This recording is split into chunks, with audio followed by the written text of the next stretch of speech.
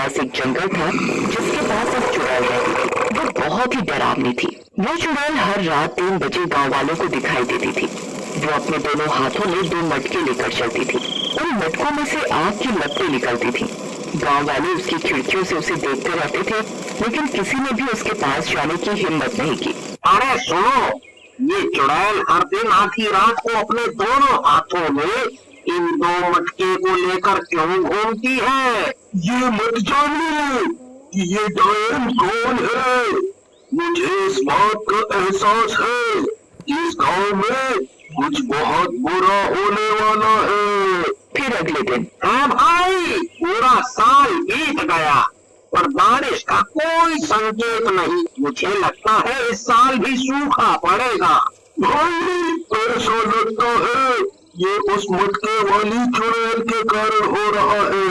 वो हर रात गांव भर में अपने दोनों हाथ में आग से भरे 2 मटके लेकर जाती है। मुझे लगता है इस वजह से इस गांव में सूखा पड़ रहा है। आप सही है भाई, पता नहीं कब हम इस चुड़ैल से छुटकारा पाएंगे। चलिए, भाई देर हो रही है। फिर वो दोनों गांव वाले कुएं से पानी लाने के लिए लालची व्यापारी के घर जाते हैं। जो भी गांव वाला देरी से आता है उसे बड़ी लाइन में खड़ा होना पड़ता था, क्योंकि गांव में सूखा पड़ चुका था। तो वो लालची व्यापारी गांव वालों को ज्यादा पैसों में पानी बेचता था। उस लालची व्यापारी के पास एक बहुत गरीब गांव वाला जाता है। व्यापारी जी, मेरे पास आज पैसा नहीं है, मैं कल इसके पैसे दे दूंगा। आप मुझे कुएं से पानी लाने दो। ओ, यहाँ से चले जाओ, किसी को बिना पैसे के पानी नहीं मिलेगा। पहले पैसा दो और पानी ले जाओ। उस व्यापारी ने लालच की सारी हदें पार कर दी थी। एक दिन उसकी पत्नी सुनीता ने उस व्यापारी से इस बारे में बात की। सुनो, इस साल गांव में बहुत सूखा पड़ा है, हमें गांव वालों की मदद करनी चाहिए। हमें अपने कुएं के पानी के लिए उनसे पैसे नहीं लेने चाहिए।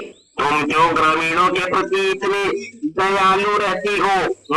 जाओ और अपना काम करो। ये समय पैसा कमाने का है और मैं इस मौके को अपने हाथ से गंवाना नहीं चाहता। ठीक है, मैं भी इस घर में तुम्हारे जैसे लालची आदमी के साथ नहीं रहना चाहती। मैं जा रही हूँ अपने मायके। तुम जहाँ जाना चाहती हो वहाँ जाओ, मुझे कोई परवाह नहीं है। और सुनीता उस लालची व्यापारी को उसकी आदत के लिए छोड़ देती है और गुस्सा होकर अपने मायके चली जाती है। पर इस बात का व्यापारी को कोई दुख नहीं होता। वाह वाह वाह वाह वाह वाह, अब सही है, अब ये सारा धन मेरा हो जाएगा, मेरा। फिर अगले दिन गांव वाले पानी लाने के लिए कुएं पर खड़े हो गए। सामने एक साधु बाबा लाइन में खड़े थे। उस साधु बाबा को देखकर लालची व्यापारी उसके पास जाता है। देखो बाबा, इस कुएं का पानी मुफ्त नहीं है, इसके लिए आपको भुगतान करना होगा। बेटा, मेरे पास कोई पैसा नहीं है। फिर कहीं और से पानी ले लो, यहाँ कुछ भी मुफ्त नहीं मिलता। पानी पीने के लिए पैसे दो, नहीं तो जाओ यहाँ से। ये आप सही नहीं कर रहे हैं। आपके अंदर अब कोई इंसानियत नहीं बची। आपको अपने कर्मों के फल के भुगतान का सामना करना पड़ेगा। इतना कहकर संत वहाँ से चले गए। फिर रात में चुड़ैल फिर से गांव अपने दोनों हाथों में मटके लेकर आई। गांव वाले उससे बहुत डर गए। इस बार वो सीधे व्यापारी के घर गई और दरवाजा खटखटाया। आपको पानी लेने कौन आया है? मुझे इतनी रात को नींद से उठाया, अब तो मैं उससे पानी के लिए ज्यादा पैसे लूंगा। तब लालची व्यापारी ने खिड़की से झांक कर देखा तो वो दंग रह गया। हे भगवान, मैं मर गया। ये मटके वाली चुड़ैल है। अरे, ये आज यहाँ क्यों आई है? अब मैं क्या करूँ? अगर मैं दरवाजा खोलता हूँ तो वो मुझे जिंदा खा जाएगी। हे भगवान, मुझे इस चुड़ैल से बचाओ, बचाओ प्रभु, बचाओ। मटके वाली चुड़ैल ने फिर से दरवाजा खटखटाया, लेकिन डरे हुए व्यापारी ने दरवाजा नहीं खोला। फिर चुड़ैल ने दोनों मटकों में से एक मटके को उसके दरवाजे पर रख दिया और वहाँ से चली गई। हे भगवान, तेरा लाख लाख चित्र है, मैं बाल बाल बच गया। फिर वो देखने के लिए बाहर निकला।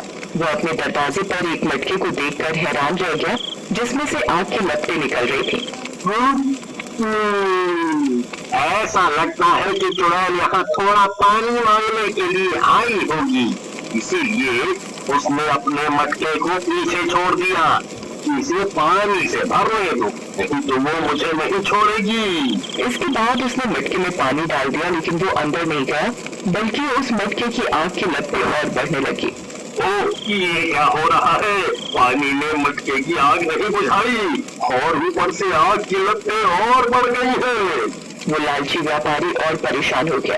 फिर अगले दिन सुबह वो मदद के लिए सीधे उस साधु की झोपड़ी में गया, जिस साधु को उसने पानी पिलाने से इनकार कर दिया था। वो बहुत डरा हुआ था, ये सोचकर कि पता नहीं अब वो साधु मुझे माफ करेगा या नहीं, या मेरी मदद करेगा भी या नहीं। साधु बाबा, मुझे माफ कर दो। मैंने तुम्हें उस दिन पानी लाने नहीं दिया था। मुझे उस दिन के बाद खुद पर बहुत शर्म आई बाबा। बाबा, मेरे घर में एक मटके वाली चुड़ैल अपना एक मटका मेरे घर के बाहर रख गई है, जिसमें से आग की लपटें निकल रही हैं। मैंने भी पानी से आग बुझाने की बहुत कोशिश की, पर बुझने की बजाय और बढ़ गई। बाबा, मेरी जान बचा लो बाबा। इस समस्या का हल करो बाबा, हल करो। अरे मूर्ख आदमी, मैंने तुमसे पहले भी कहा था, तुमने लालच की सारी हदें पार कर दी है। अब तुम्हारे अंदर इंसानियत नहीं बची है, इसलिए चुड़ैल ने तुझे भूत लोक का मुखिया चुना है और उसने तुझे बुलावे के रूप में वो मटका दिया है। अच्छा बाबा। बाबा, अब ये बताइए कि अब मैं क्या करूं? मैं चुड़ैलों की दुनिया का मुखिया नहीं बनना चाहता। कोई तो उपाय बताओ बाबा, इस मुसीबत से बाहर निकालो।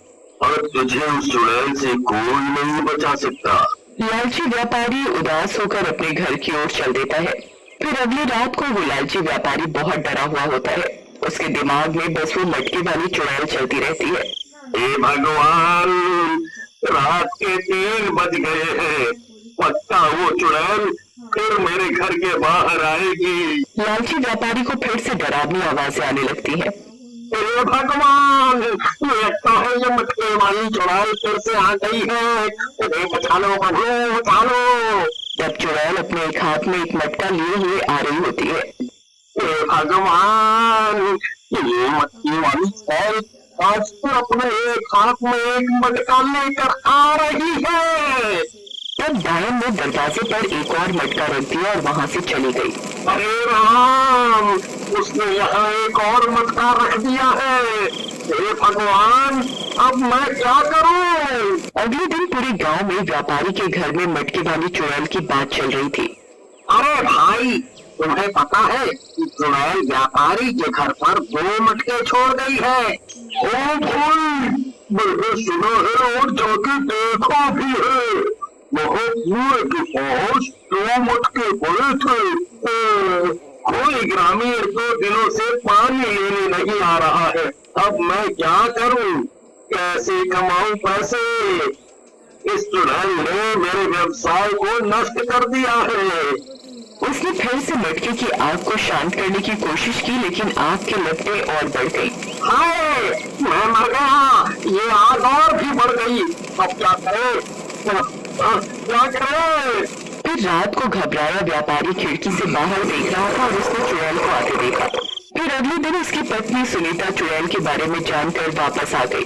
सुनीता, तुम इतनी अच्छी हो कि तुम वापस आ गई। मैं एक बड़ी समस्या में फंस चुका हूँ। वो चुड़ैल मेरा पीछा कर रही है। मुझे क्या करना चाहिए? मुझे कुछ समझ नहीं आ रहा। मैंने तुमसे पहले ही कहा था कि तुमने अपनी सारी हदें पार कर दी हैं।